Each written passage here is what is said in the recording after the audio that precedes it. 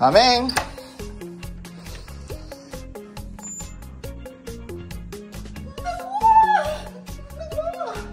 This is my exercise every day. At dumating na nga, in-order ko sa Amazon. Ito nga pala ay regalo ko sa aking sarili nitong nagdaang Pasko at Bagong Taon.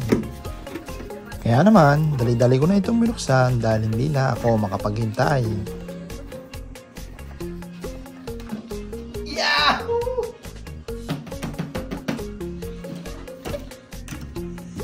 Inakala ko na malaki ang larong ito gaya na nakikita ko sa mga ibang video. Na kapag bumili sila ng ganitong toy, ay talagang hanggang tuhod sa kanila. Baka iba yata yun. Pero okay na rin kahit may kamahalan.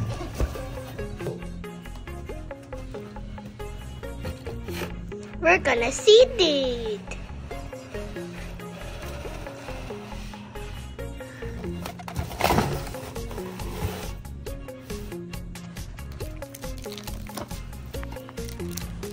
Akala ng anak ko ay ang itsura niya ay Cybertruck. Pero ang itsura niya ay parang monster truck. Then why it has big wheels?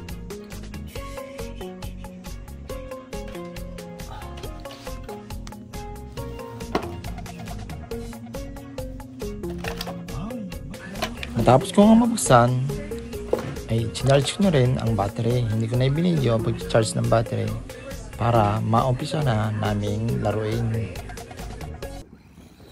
At ito na nga, tinisting na namin sa labas kahit sobrang lamig. May araw pero sobrang lamig. Minus ang ngayon, temperature. Parehas kami ng anak kong nakalimot magdala ng gloves. Kaya hindi kami nagtagal masyado. Si Scarlett, tumatakbo. Kaya okay lang siguro sa kanya. Can I try?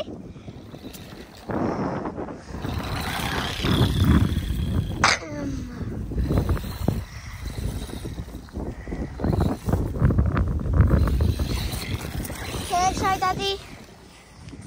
Okay. Kayang tumakbo ng laruan na ito ng 68 km per hour. Kaya kita mo si Scarlett, hindi siya umabot sa sobrang bilis.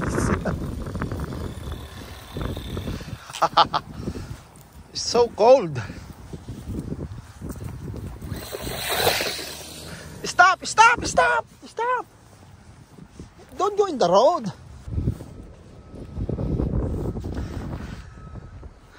How do you do it?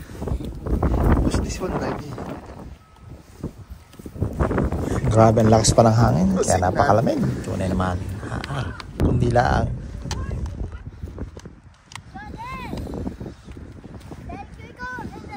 Yeah, better go in the hill. I go there. Yeah. But can I try? Okay, go in the hill. Go.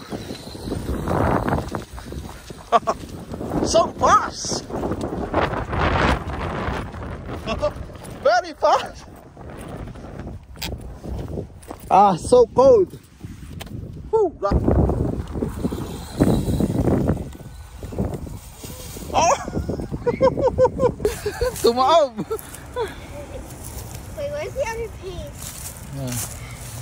Hey. There's only this? Yeah.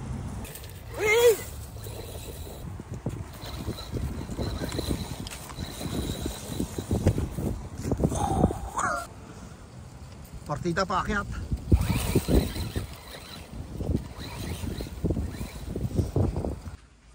At dahil sobrang lamig sa labas, di na muna kami nag-practice ni Scarlett. Grabe kalamig kanina. Thank you guys for watching. Don't forget to subscribe and follow.